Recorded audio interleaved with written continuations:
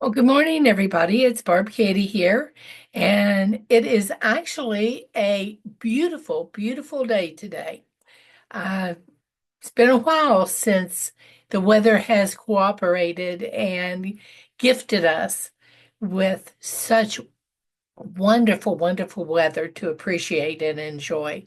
I actually enjoyed walking this morning before I came in to talk with you and thought to myself, wow, what a nice way to start the day and the week off with wonderful, wonderful weather as a gift after having to spend a lot of time indoors, which doesn't uplift my mood as much as getting out in the sunshine and the fresh air does. So I'm feeling really, really good today and thought I'd talk a little bit about our individual journeys in this challenge we have taken on to improve our lives. And it is an individual challenge. Each of us has to find our own way as we journey toward our very best health and to be able to participate as fully as possible in our lives each and every day. Uh, I put some symbols up here just to remind me as I talk with you that uh, managing our weight and living as healthily as possible is much more than simply eating healthy and staying active. Now, having said that, that does not mean for all of us, no matter what we're on a journey toward, best health should always be a primary goal, I feel, and definitely eating well and healthily and staying as active in as many different ways as possible is also essential. They are just what we do to live our best lives. Uh, there are things that can certainly help us along the way. And that's where I think a lot of us sort of bog down a little bit. The mechanics of the process, and I use the gears to remind me of mechanics, uh, are complex and they vary from individual to individual, and they take in many aspects of our lives. It's just not doing jumping jacks. I don't know if any of you ever did a jumping jack. I remember them in phys ed, and they were not my favorite exercise, but I do remember them. Uh, I, it's also not about how far, how fast, how often you walk. There's more involved than just simply that. You know, there's all other aspects of keeping your body strong and in shape that have to do with flexibility and balance and endurance and just basic strength. It's also not just about our metabolism and how we process food and the food we eat. And I use the apple to remind me of that uh, because eating well and trying to eliminate a lot of processed food certainly can aid us in our quest to be as healthy as long as we possibly can. Uh, and there are a lot of mental aspects that go into this journey. Some of them actually are genetically triggered. Uh, that's one of the exciting breakthroughs that have been discovered in the last 10 years, particularly, that there are chemical processes that go on in our brain as we communicate with the rest of our body that can impact how successful we are at various times. And then there are emotions that we deal with. There are thoughts that we have. There are behaviors that we engage in that may need to be examined and modified as we go along. Zig Ziglar always talked about attitude as being so important. And one of his favorite sayings was, get rid of that stinking thinking. And sometimes we can talk ourselves out of success if we're not careful. Another thing that I think is key for me is the support of friends. And I use the two people, one with his arm around the other, to remind me that a little help from your friends surely goes a long way in making uh, the chances of succeeding in the journey um, much more likely. And this also goes to weight bias and fat stigma. Sometimes I sort of wince a little when I see some of the cartoons that we post in our group. They're not really funny. Some of them, they pinch, they hurt. Um, and that's what a lot of people that don't understand how difficult this journey sometimes do. They think, oh, well, let's make a joke about the fat person. Well, it's not always funny. And why put somebody down when you can lift them up? Um, that's just my personal opinion, but, think about it sometimes because uh, a lot of humor has its roots in somebody else's misfortune. You laugh when somebody slips and falls on the ice, but that could be really dangerous. I think you know where I'm coming from there, and I'm not saying I don't, enjoy a good joke because I do.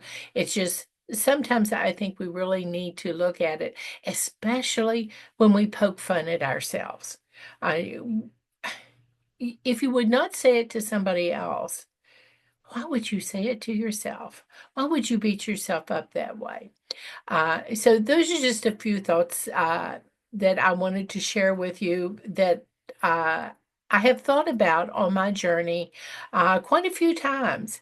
Obesity can have a negative impact on our mental health sometimes.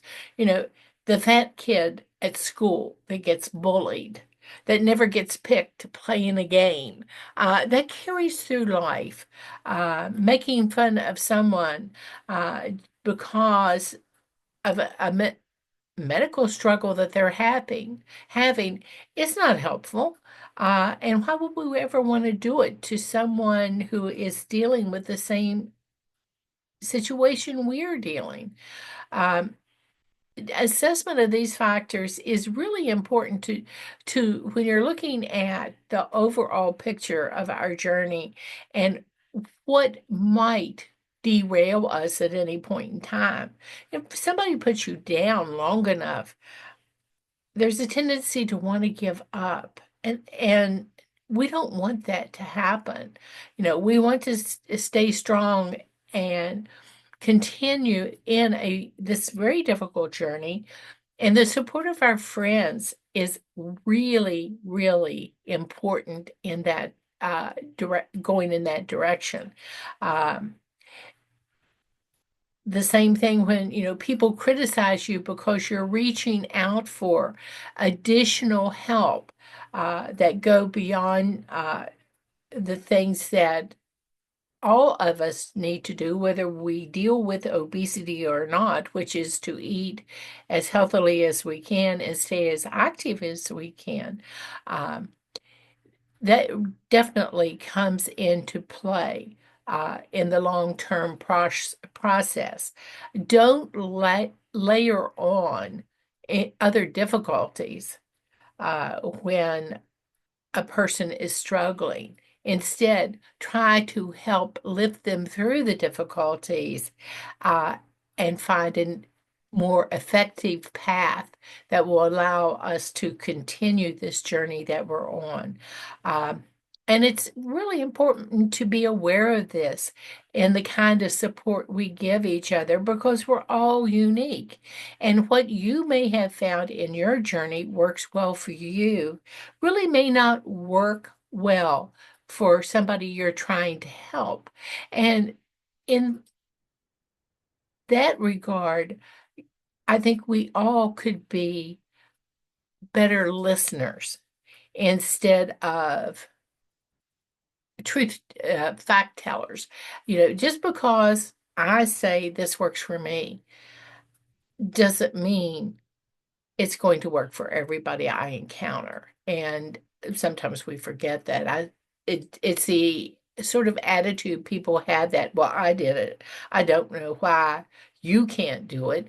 I did this, this, and this, and it worked fine for me, and I never had a problem, and I never looked back, and you're just not trying. Well, I'm sorry, but that's just not really helpful. We need instead to say, could we talk maybe about why you're struggling so? What do you think? Because it's their life. What do you think would make the biggest difference for you? Uh, could we maybe talk about this? Ask permission. Uh, Let them share their story without you interjecting your story into the middle of it. Maybe just saying the words out loud will empower a person or give them insight into what is going on in their lives. Um, as far as giving advice, um, be cautious there because we aren't trained professionals, and uh, you can say things like, well, I tried this and this seemed to help me. Uh, Maybe something like this would be something you wanted to explore with your health team instead of just saying, well, this is what I eat and this is what I do, and if you'll just do this, you'll be just like me and have great success. Well, you can't guarantee something like that. You just simply cannot. There's psychological implications here, as well as medical implications over which we may have no knowledge because we certainly don't know uh, our friend's medical history to the level we need to be able to say effectively what will and will not work. All we can do is encourage and support what they and their healthcare team think are going to be the greatest possibilities for success that they might have. And once you get to that point, then maybe you can ask them what their goals are, uh, what is it that they want to achieve? Because good health means something different to almost each of us. Uh, and what we want to achieve is something that may be entirely different from our friend that wants to help us. So instead of trying to give someone your agenda, I think it's best to help them discover what their goals are and to try to assist them with the drivers and overcome the barriers as they occur as they move forward in their journey for the best health possible and living their very best life. I know sometimes when we are engaged in this long-term process, because this is a journey for life that we're on, um, it's easy to get depressed, which certainly can lead to complications in doing the day-to-day things that we may need to do in order to continue the journey. We might even have anxiety because it's not going as fast as we would like it or in the way we imagined it would go, depending on what other people may be feeding us back. Concerning our journey and our success, it may even lower our self-esteem, and we begin to have thoughts like, hey, I'll never do this, it's too hard. Uh, I've always looked like this. I'm always going to look like this. There's nothing I can do that is going to be helpful in any which way. And these are just thoughts we have based on not having the success that we hoped to have. Poor body image, I think, is something a lot of us still struggle with, no matter how much we have learned. And the jokes and the side remarks and the criticism certainly don't do a lot to elevate our self-esteem and keep us hopeful that long-term success and living a healthy life is quite possible and sustainable. You know, in extremes, I've seen people turn to uh, eating disorders, to abuse, even thoughts of just giving up and ending it all in the extreme. Uh, these are true complications in dealing with what is a complex health situation. Um, I'm sure you probably have known people in your life that have run into such situations. It's a lot more than just your BMI, you know, looking and saying, well, I'm sorry, but your BMI is this, and you need to lower it, and then everything will be right. Well, the BMI is just an indicator that might give you a direction in which to look. But there are other factors that have to be engaged as well. You know, there are the medical considerations, they're the mental considerations, they're the functionality considerations that we have.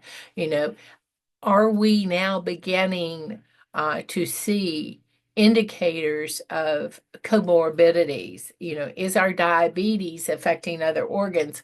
Uh, it is it getting to a point where the levels are out of control? Is it affecting our day-to-day life?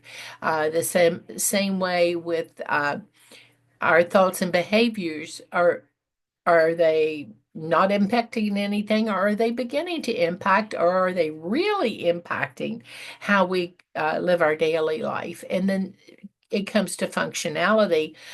You know, you have had these conditions building through time related to obesity, and it's just not all about your BMI. Your BMI may have actually gone down, but other things may begin to be signaling other situations besides just your BMI.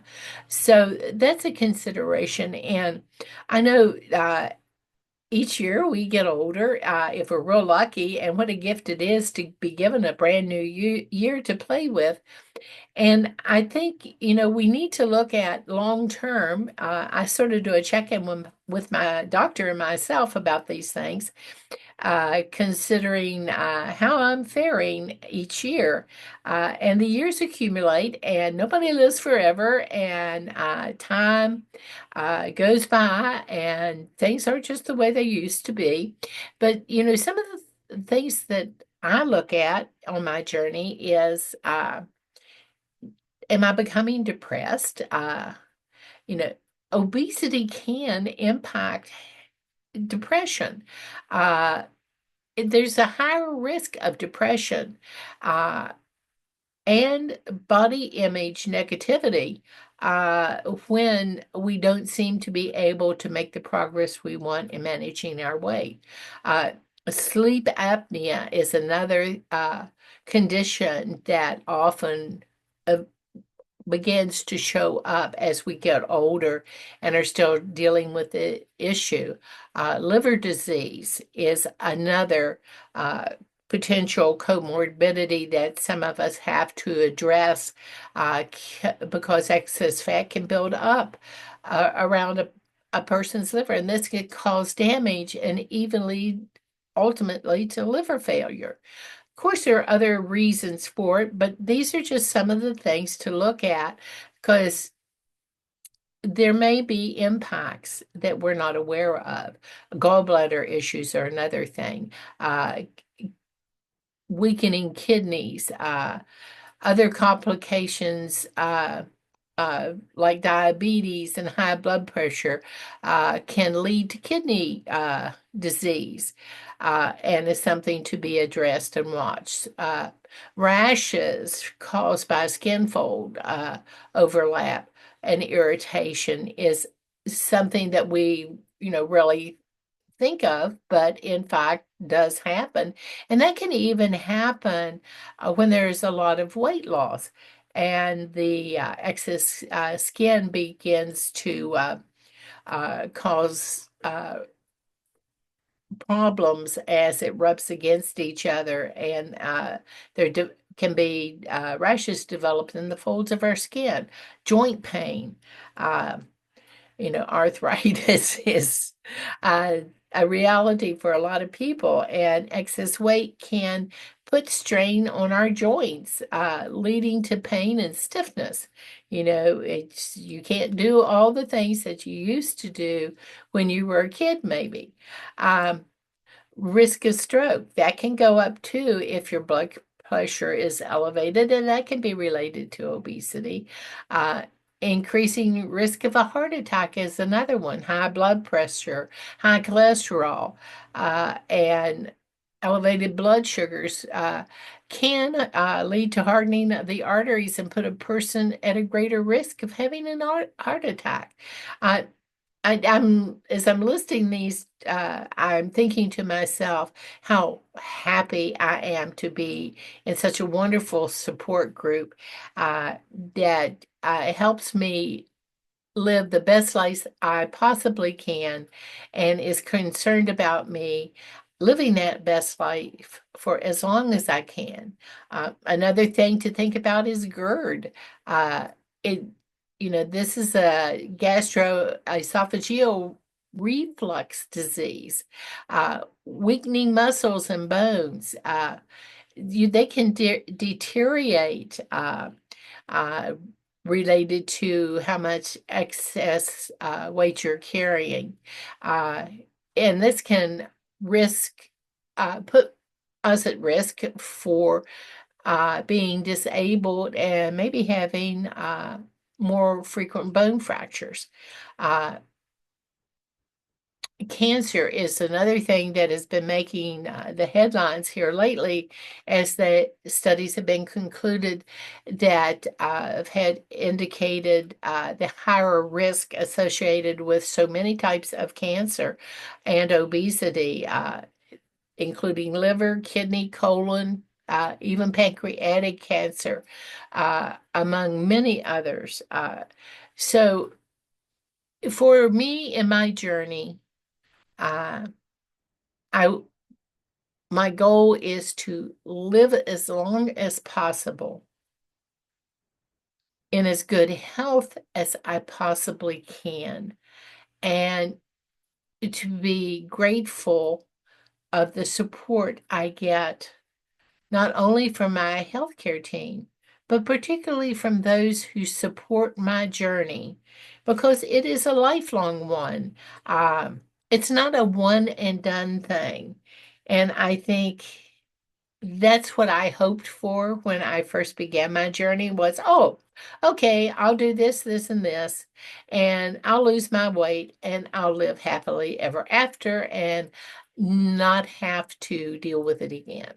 Well, in many ways, I was totally wrong. And it took me a while to accept that because that was not the way I wanted things to be. But life is what it is, and you make of it the very best you can. And I've learned with the help and support of all of you that life is always potentially better and more optimistically joyful than I ever imagined it could be, because in my most down times when I just want to throw up my hands and give up, somebody will come up and say, "Hey, Barb, let's talk. What do you think you can do right now that will make a difference for you?" Not telling me what to do, not poking fun at me, not telling me I'm not trying hard enough, but just accepting that I need a little help to continue the journey in living each day fully and as healthfully as I possibly can. Thank you so much for all you do for me. each and every day. I will do my best to pay it forward and to help you in your journey too. So let's all go out there and put a smile on our face and a hug in our arms and have a wonderful time. Thanks so much. Talk to you later. Bye bye.